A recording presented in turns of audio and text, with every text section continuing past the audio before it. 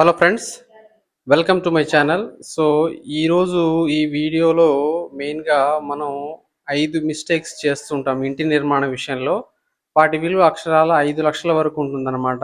వాటిని పాయింట్ వైజ్గా వివరిస్తాను. సో ఇక్కడ పాయింట్ వైజ్గా రాశాను కదా, వీటిని పాయింట్ వైజ్గా మీకు వివరించి చెప్తాను. వీడియో ఎక్కడ స్కిప్ చేయకుండా చూడండి, మంచి డీటెయిల్గా అయితే ఉండబోతుంది అనమాట. ముఖ్యంగా ఇంటి నిర్మాణ విషయంలో మనం చేసే 5 విలువైన మిస్టేక్స్, వాటి విలువ అక్షరాల 5 లక్షల వరకు ఉంటుందన్నమాట. ముఖ్యంగా మనం దీంట్లో చేసే స్టార్టింగ్ మిస్టేక్ ఏంటంటే ఇంటి ప్లానింగ్ విషయం అనమాట. సో ఈ ప్లానింగ్ ఎలా ఉంది ఏంటనేది మనం ముందు ఎన్ని ఎస్ఎఫ్టీల్లో ఇల్లు కడుతున్నాము, నెక్స్ట్ ఎంత బడ్జెట్, ఈ రెండు అయితే ఫస్ట్ క్లారిటీ ఉండాలి.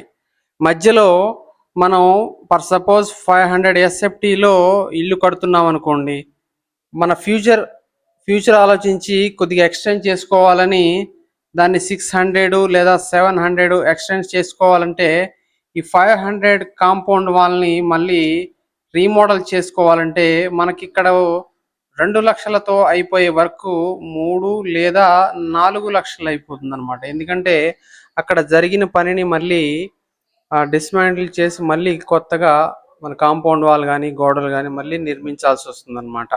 సో దీంట్లో బడ్జెట్ విషయం మనం 25 లక్షల బడ్జెట్ అనుకుంటే ఖచ్చితంగా స్ట్రిక్ట్లీ 25 లక్షల్లో అయిపోదు.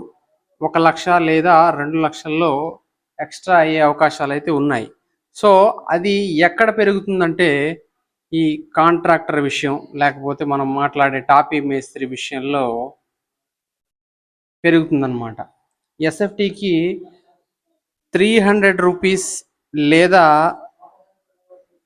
320 రూపీస్ తీసుకుంటున్నారనమాట ప్రస్తుతం. సో దీంట్లో మనం నెగోషియేషన్ అంటే బేరం ఆడతాం కదా, 320కి ఇచ్చేవాళ్ళు ఉంటారు, 300కి ఇచ్చేవాళ్ళు ఉంటారు, 280కి కూడా మాట్లాడి ఇచ్చేవాళ్ళు చాలామంది ఉంటారనమాట. సో ఇలా కొంత అమౌంట్ అయితే సేవ్ అవుతుంది. ఇంకా ఎక్స్ట్రా అమౌంట్ యాడ్ ఆన్ అయ్యే ప్రాబ్లమ్స్ ఎక్కడ ఉంటాయంటే హెవీ డిజైన్స్. దీంట్లో మెయిన్గా ఫాల్ సీలింగ్ అని, మెటల్ ల్యాండింగ్ స్టేర్ కేస్కి హెవీ డిజైన్స్, దాని తర్వాత లైటింగు. మనకు మెయిన్గా ఏంటంటే ఫాల్ సీలింగ్ సంబంధించి ఫాల్ సీలింగ్ ఎక్స్ట్రా డిజైన్స్ అయితే వాటికి ఎక్స్ట్రా కలర్స్ యాడ్ చేయాల్సి వస్తుంది. సో వాటికి కలర్స్ అనేవి మంచి షైనింగ్గా రావాలంటే వాటికి 2 లేదా 3 కోటింగ్ల కలర్ అయితే కంపల్సరీ వేయాలి.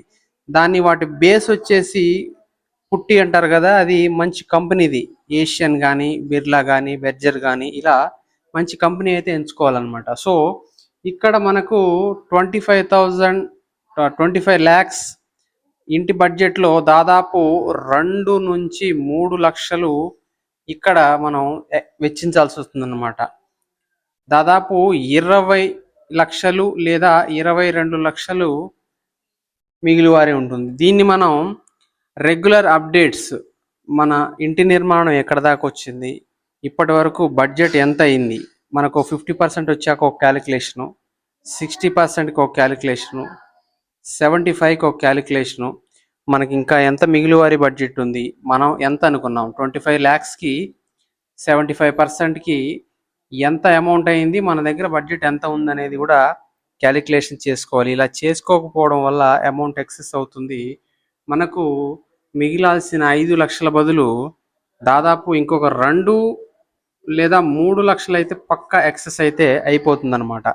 సో ఈ 5 పాయింట్లలో మెయిన్గా మనకు ఇక్కడ contract or labour coolies or మేస్త్రి ఎవరైనా సరే మనం తక్కువ కాస్ట్కి వస్తున్నారని తీసుకుంటే తర్వాత రీమోడలింగ్ కానీ ఏదైనా మనకు స్లాబ్ కానీ గోడలు కానీ వాటి లైఫ్ టైం తగ్గిపోతుంది.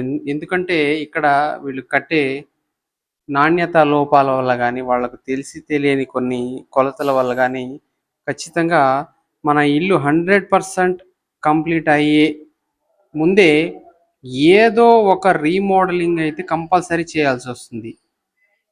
సో ఈ మొత్తం రకరకాల ఫ్యాక్టర్స్ ఈ కాంట్రాక్టర్ అదే మనం తీసుకునే నిర్ణయాలను బట్టి ఆధారపడి ఉంటుందన్నమాట. సో ఈ ఒక్కటే కాకుండా నెక్స్ట్ వీడియోలో చెప్పబోయే టాపిక్ ఏంటంటే మనం ఎలాంటి మెటీరియల్ వాడుతున్నాము, ఎలాంటి మెటీరియల్, నెక్స్ట్ ఐరన్, నెక్స్ట్ ఇసుక, ఇటుక, ఇవి లోకల్ ఆర్ అవుటర్ బ్రాండెడ్. అంటే మనం అల్ట్రాటెక్ సిమెంట్ వాడుతున్నాం అనుకోండి, అల్ట్రాటెక్ సిమెంట్ కాస్ట్ రెగ్యులర్గా మనకి అదర్ దెన్ అల్ట్రాటెక్ బ్రాండ్స్ ఉంటాయి కదా, వాటికి వీటికి కంపారిజన్ వీడియో అయితే రాబోతుంది అనమాట. వీడియో ఎక్కడ స్కిప్ చేయకుండా అయితే చూడండి. ఈ వీడియో ఇక్కడ దాకా చూసారంటే మీకు ఎంతో కొంత ఇన్ఫర్మేషన్ అయితే దొరికిందని ఆశిస్తున్నాను. ఇలాంటి మరిన్ని వీడియోస్ కోసం మన ఛానల్ అయితే కంపల్సరీ సబ్స్క్రైబ్ చేసి సపోర్ట్ చేయండి. మీకు ఎలాంటి డౌట్ ఉన్నా కమెంట్ సెక్షన్లో కమెంట్ చేయండి. దానిపై ఒక టాపిక్ తీసుకొని వీడియో చేయడానికి అయితే నేను రెడీగా ఉన్నాను. So shining of. Thank you.